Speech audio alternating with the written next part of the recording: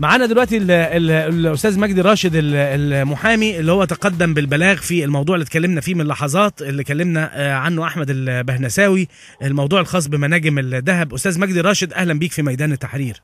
اهلا وسهلا، اهلا وسهلا يا استاذ محمد، واهلا بالاستاذه اماني مصطفى. يعني انا اهلا وسهلا بحضراتكم. يعني انتوا حضرتك الكريمه والاستاذ البهنساوي تاج على رؤوسنا ووسام على صدورنا. طيب، ده كلام جميل.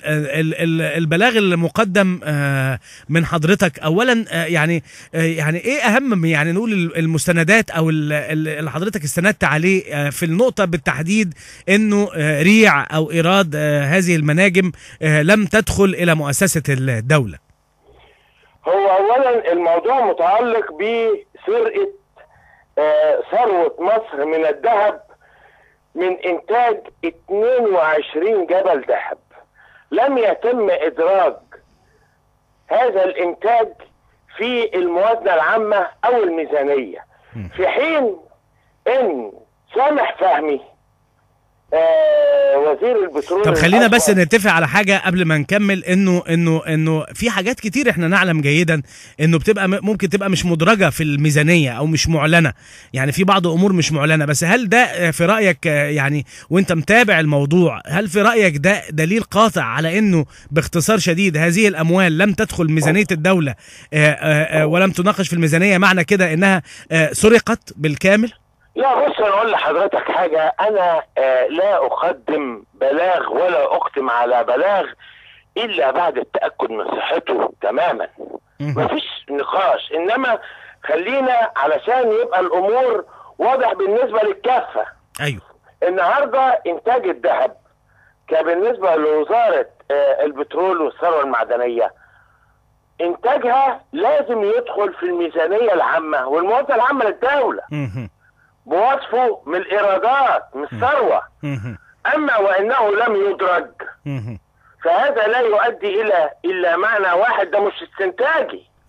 زي ما حضرتك تلاقي انتاج البترول محدش يعرف احنا بننتج كام بير بترول.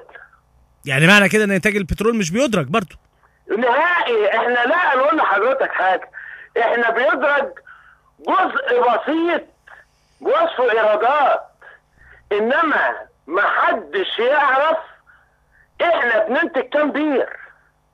اقول لك ده مش كده بس، في مثال اخر.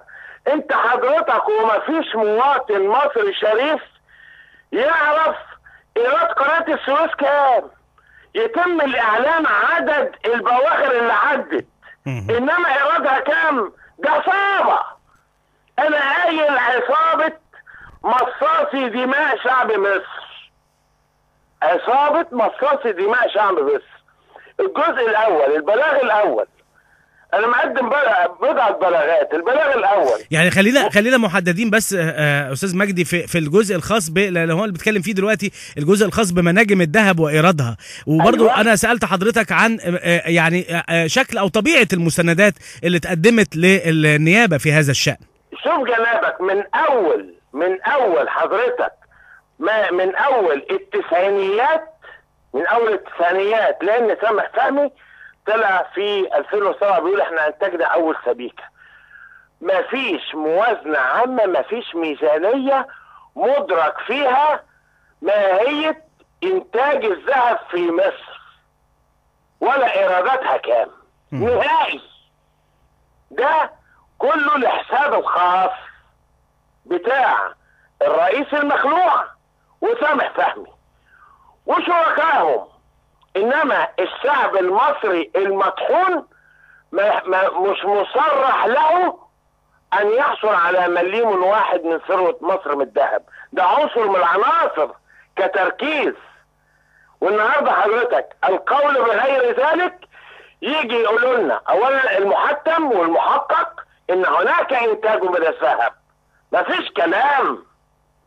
يعني افهم من كده استاذ مجدي راشد المحامي انه اكتر من المستندات انت اعتمدت في بلاغك على فكره انه لا توجد مستندات. يعني قصدك لا حضرتك لا انا اقصد لا توجد مستندات من الطرف الثاني، يعني مفيش توثيق لفكره انه المناجم دي ايراداتها دخلت الى الدوله، ومفيش توثيق الى انه حجم انتاجنا ايه من الذهب، وبالتالي انت استندت على ده، ولا في اوراق مستندات فعليه اتقدمت مثلا من داخل وزاره البترول والثروه المعدنيه خاصه بهذا البلاغ؟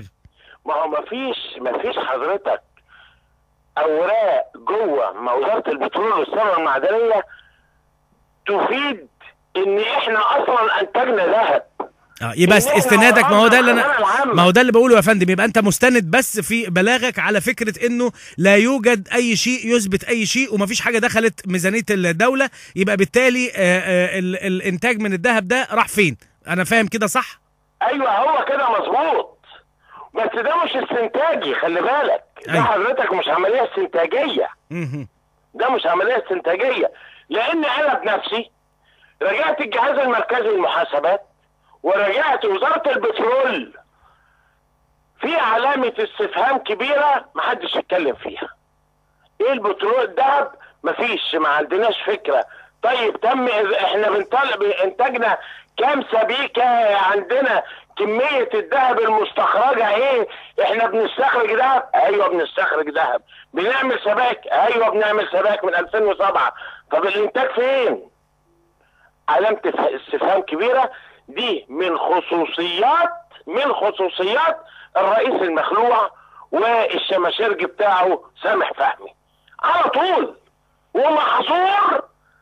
ومحظور حد يتكلم، واذا اتكلم يتقتل شهيد في ميدان التحرير، يستشهد في ميدان التحرير.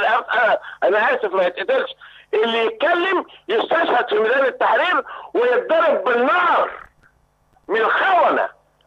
هو ده اللي عندنا. اسرق محدش يحاسب، لما تقول تستشهد وتضرب بالنار على طول.